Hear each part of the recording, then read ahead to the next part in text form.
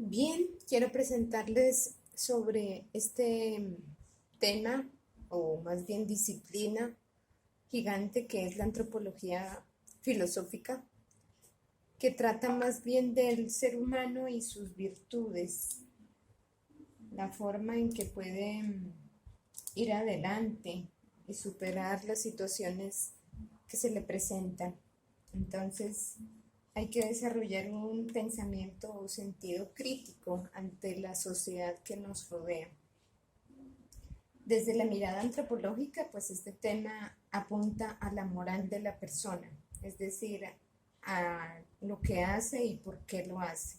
Eso es la moral, en donde cada quien distingue, gracias a un análisis que haga de la razón, las cosas buenas de las malas, las logra distinguir, pero que generalmente la posición religiosa a veces no es tan aceptada en el mundo social y no quiere decir que esté totalmente descartada, aunque para muchos ser religioso a veces es signo de rechazo en la sociedad en la que estamos, ¿no?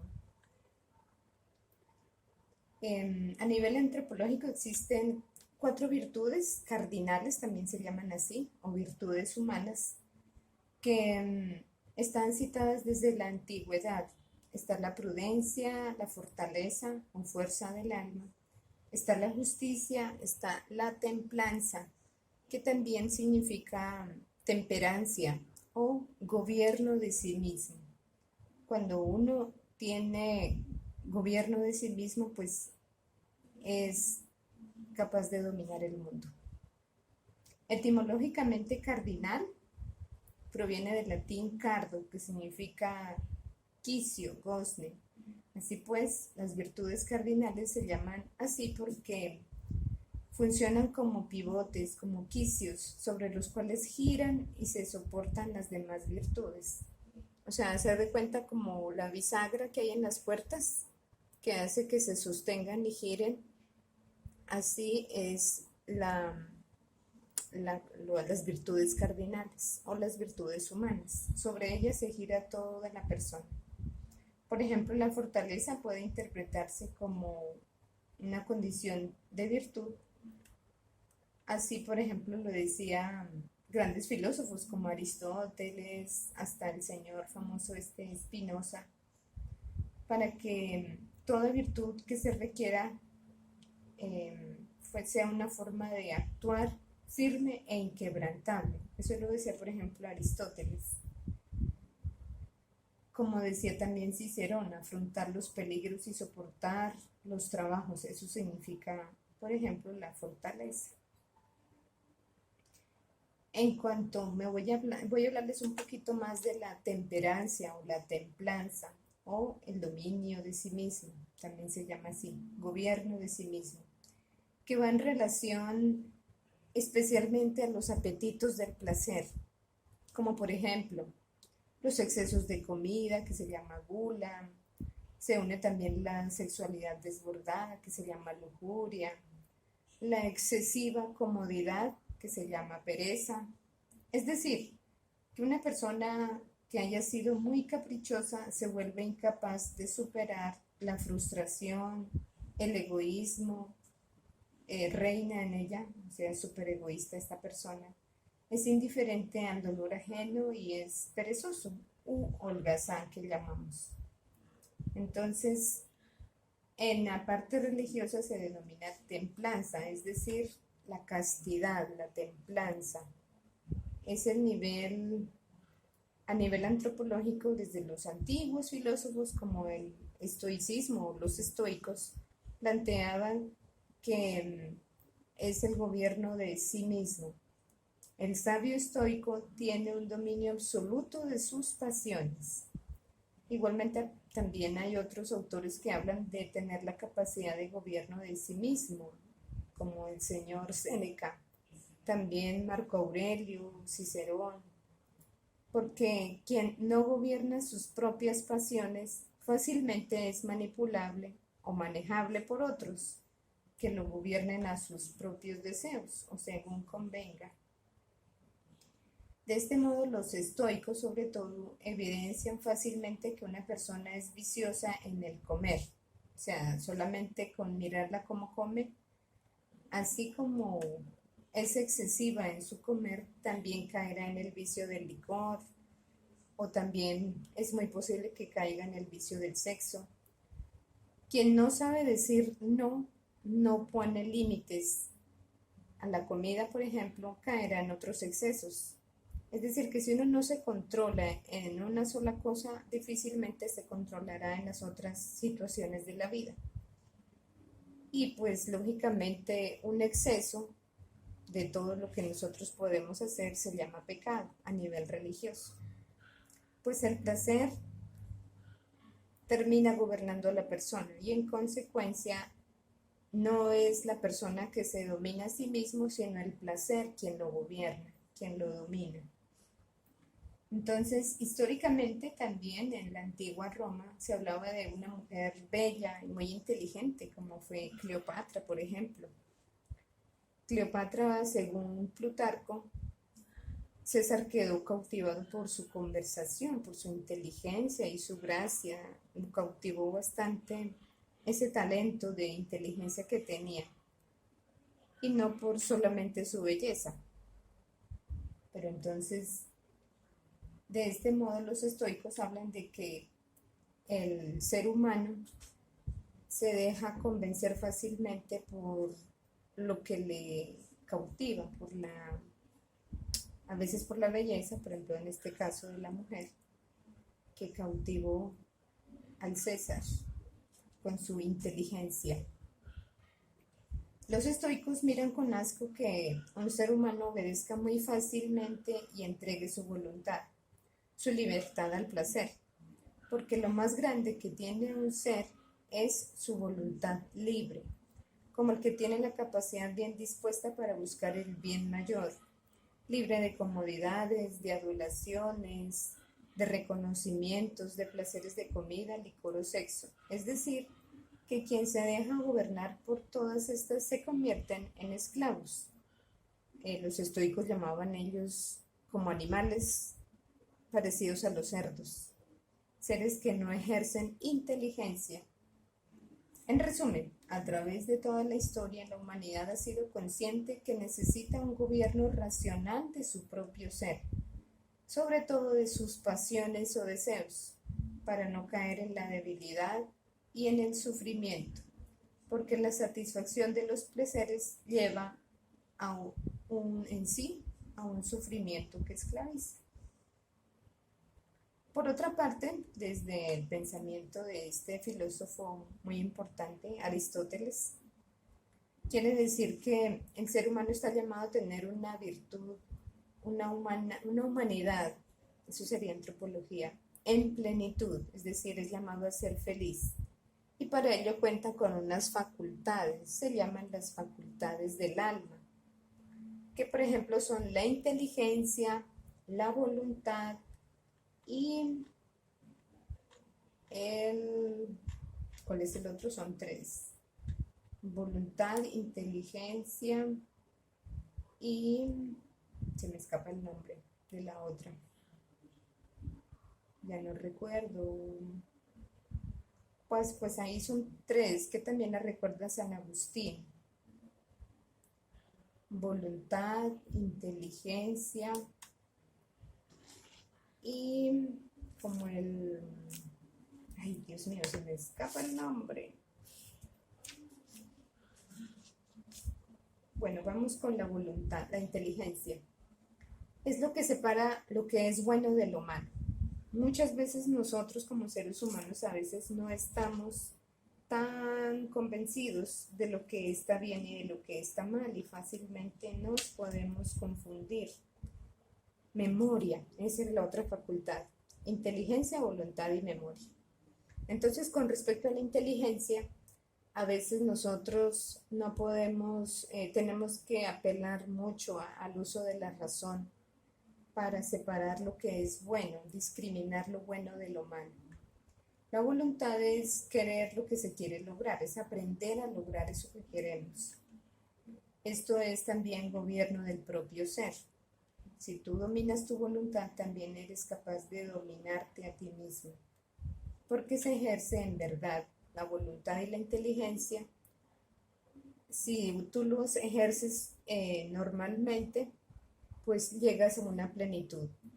En cambio, cuando se entregan sobre todo estas dos facultades de entregas tu voluntad y no piensas, no ejerces tu inteligencia, entonces el ser humano se convierte en un esclavo de sus propios placeres, como decían los estoicos, como los animales. Un ejemplo para ejercer la inteligencia está en el uso de los métodos anticonceptivos. Es un tema bastante controversial.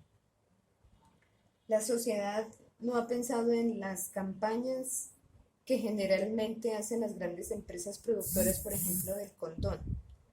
Se hace el comercial del uso de este método que es seguro, que es para que no haya más embarazo, y lógicamente es una gran mentira, porque muy claramente, al contrario, es una invitación a que haya más sensualidad, más intimidad entre parejas, especialmente entre jóvenes, que lógicamente haya más uso del condón. Por lo tanto, es necesaria una mayor venta de métodos anticonceptivos. Entonces, estas empresas logran que las personas así tengan una mente de necesidad para comprar más anticonceptivos y supuestamente que haya una mayor actividad sexual segura. Es tener sexo seguro, pero seguro que tienen sexo. Es una realidad. En otras palabras, se demuestra que en donde está la mentira, a partir de la existencia de unos productos que se llaman anticonceptivos, que supuestamente brindan seguridad, pero no es una seguridad del 100%. Aquí hay que apelar a la estadística. Si uno se plantea una seguridad que si se usa en un 98% de posibilidades de seguridad, pero no garantiza un 85%, entonces hay la posibilidad que haya sexo seguro y no resulten embarazos. O sea, las posibilidades se van disminuyendo en la medida en que vas practicando. De que sí, al contrario de lo que digan que no hay embarazo, probablemente sí lo habrá. Eso se llama ejercicio matemático, pues eso lo llaman estadística. Y podemos hacer ese ejercicio matemático para la aplicación lógica y encontrar la mentira de estas propagandas del sexo seguro, entre comillas. Por ejemplo, el 85% tú puedes utilizar una calculadora que se escribe el factor 0,85 y se multiplica por el número de veces de encuentros sexuales de una pareja durante un mes, diciendo que se encuentran una vez a la semana, aunque pueden tener más parejas en un mes o más encuentros en la semana. A mayor número de encuentros, mayor posibilidades hay, ¿no? Al contrario de lo que dicen de seguridad, es más bien la probabilidad de que sí exista un embarazo. Entonces, habría que ver la probabilidad. Por ejemplo, el 0,85 por 2 meses hay que multiplicarla por el mismo 0,85. Eso da un total de 0,72. Ustedes lo pueden hacer en la calculadora. Esto significa que la probabilidad, eso se llama estadística de posibilidades, de que no haya embarazo en una pareja en 2 meses ya no es del 98%, sino de una garantía del 0,72%. Y si la relación de una pareja dura más o menos unos 6 meses, hay que usar una cosa que se llama potenciación, utilizando aquí la matemática. Entonces, ¿por cuántas veces? Por 6 meses, entonces habría que multiplicar o elevar a la sexta el 0,85. Entonces, 0,85 por 0,85 por 0,85, bueno, sí, por 6 veces da un total de 0,37. Es decir, entre más ejercites, más posibilidades hay de que haya un embarazo. Quiere decir que en 6 meses las posibilidades de que no haya embarazo han bajado, o sea, existen más posibilidades. Realizando la respectiva significado de un 63%, es más probable que haya un embarazo. Entre más encuentros sexuales tenga una pareja usando dicha marca de anticonceptivo, se multiplican las posibilidades realizando de pronto un ejercicio por año, si la relación es estable, ¿no? Entonces, por ejemplo, 0,37, que es lo que dura por 6 meses, se multiplica por 2. Entonces, 0,37 por 0,37 da una posibilidad de 0,13, o sea, va bajando. Entonces, ya del 98%, miren hasta dónde llegamos, hasta el 0,13 en un año. Y eso una vez a la semana si hay un encuentro o un uso de condón. Entonces, si se multiplica por 2 años, se reduce todavía aún más la posibilidad a un 0,016. Entonces, viéndolo así en otro lenguaje, si una mujer tiene una vida sexualmente activa e intensa con su novio, pues tendrá varios embarazos, posibilidad de más embarazos cada vez de manera mucho más posible. Y si se piensa en los jóvenes que comienzan una actividad sexual desde los 15 años, por ejemplo, de los 15 a los 19 años, en 4 años probablemente es mucho más seguro en un 98% que tenga un embarazo. Entonces, si ven la mentira que se manifiesta en los comerciales de que sexo seguro, si se usa el condón adecuadamente, pero creo que una persona cuando está dejada, abandonada a sus deseos y a su placer, pues no está pensando ni en la forma en que tiene que usar el condón, sino que se deja llevar por la pasión que eso implica y no piensa, entonces puede cometer errores y no ver con calma el uso del condón. Entonces, si se usa y se usa mal, pues mucha mayor posibilidad de un embarazo y por consiguiente aún más, porque las consecuencias pueden ir hasta un exceso un aborto, porque si no estás preparada para ser padre o madre de familia, pues pensemos en la solución inmediata, la pastilla del día después, y eso es matar, son abortivos, eso lo subraya nuestro querido Papa San Pablo VI. Pues cierto, yo apunto aquí a la Iglesia Católica. Eso lo dijo él en la encíclica Humane Vitae, donde habla sobre los métodos de control artificial de la natalidad, que son abortifacientes, decía él, o sea, son abortivos. Todos los métodos artificiales. La Iglesia como tal acepta los naturales. Entonces, se evidencia pues que una pareja que consuma con mayor frecuencia los métodos anticonceptivos en una gran mayoría de parejas, va a tener un embarazo. Y por eso muchas personas terminan defendiendo a toda costa el aborto. Y el aborto es una ley que se aprueba y puede no ser judicializado. Entonces, ante tanto embarazo no deseado, se necesita que la mujer aborte para que siga consumiendo todavía más métodos anticonceptivos y vaya a los abortuarios, vaya a abortar.